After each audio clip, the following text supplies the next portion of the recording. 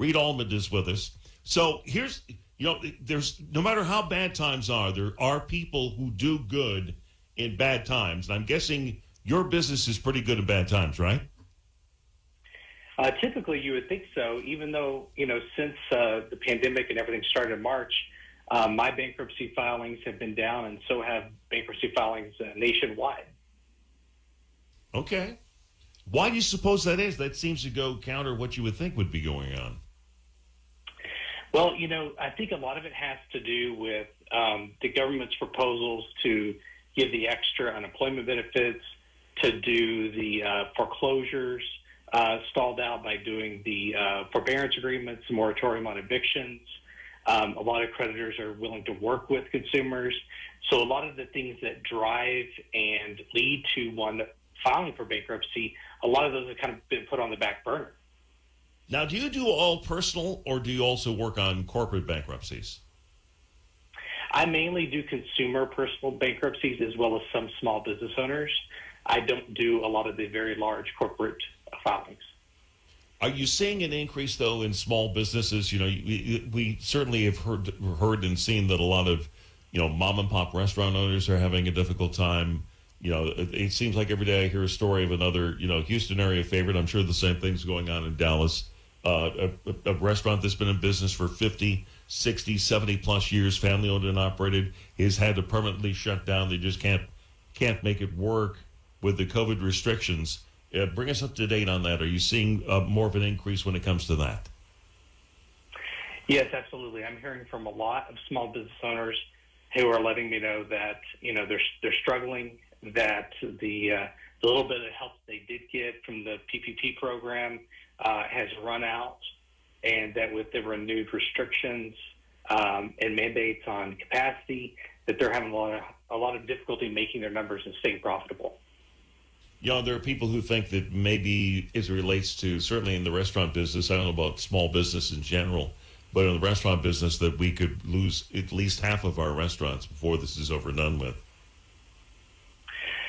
It's really terrible, and you see the signs, going up. I know that I do up here where place after place, it looks like it's closing down, and the ripple effects that sends throughout the economy for the employees, for the vendors. We haven't really even begun to feel the repercussions that all these closures are going to have, much less the inconvenience and the sadness by the consumers who enjoy, doing business with those establishments. Yeah. When do you think we'll kind of hit that ground running, if you will, when we get to the point where we're starting to see many more of those bankruptcy cases starting up? Typically, what's the lag time between somebody running into financial trouble and then making the decision to file for bankruptcy? Typically, believe it or not, once the economy starts to get back on an upward trajectory where things kind of start to stabilize, people will kind of survey the territory and they'll be like, okay, I really have these debts. I have this issue I need to recover from, and the economy's turning back around. I really want to do something about my debt. And so usually when the upswing starts is when we typically see an upstart in our business as well.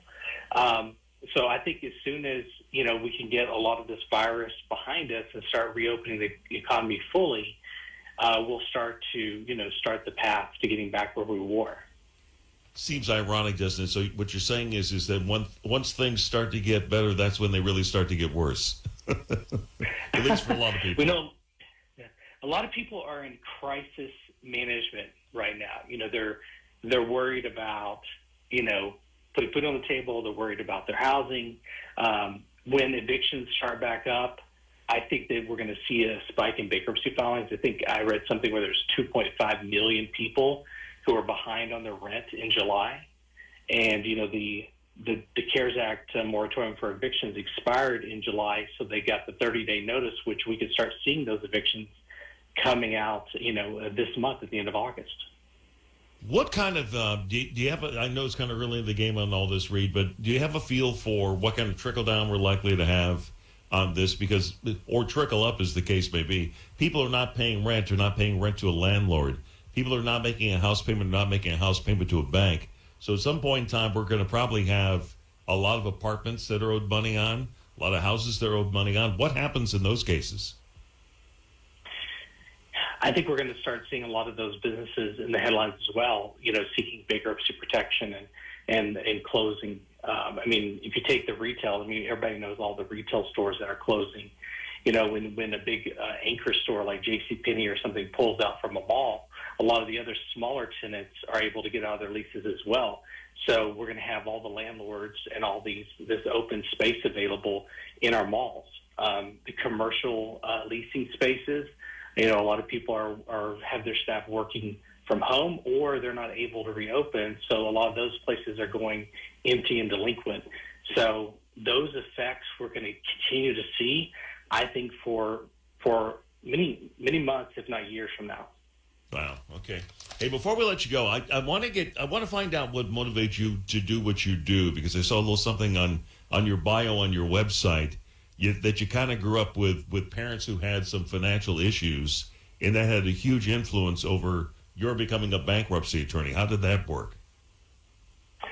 Yeah, when I was younger, my parents got divorced, and so my mother was the primary breadwinner. She was a school teacher, and so my sister and my mom and myself, we weren't able to really afford our house. There was one point in time when our vehicle was repossessed. We had to move into an apartment, and I remember at an early age having those worries about finances and wondering what we're going to do, which was a big motivating factor for me to try to go to college and be successful and be the first one in my family to go to college. And when I see clients in situations, there's no judgment that I have, because this person could be a family member. This could be my mother going through this situation. And I know that bad things happen to good people all the time that they weren't planning for a pandemic to happen. They weren't planning to get laid off or get a divorce. And when these things happen, they need somebody who's compassionate, who can help walk them through the steps and make sure they can make an informed decision about their finances. That's interesting. It's funny, how the things that happened to you as a kid, they never go away, do they? They stick with you the rest of your life. Some people find negative ways to react to it. Other people find positive ways to do it. It sounds like you found a pretty positive way to kind of react to a little bit of a tough upbringing. No, I really, truly feel like I'm blessed and in a wonderful position. I love what I do. Getting to see people every day who are really, and sometimes in very desperate situations, who don't know of any options. And when they're able to share with them a way out, a way to rebuild, sometimes be in a better position shortly after our help, it's so rewarding to be able to see those people and help them out. Well, you helped us out today, and we appreciate that. Thanks, Reed. Appreciate you joining us today. Take care. All right. Thank you. Yep. Dallas-based bankruptcy attorney, that's Reed Allmand.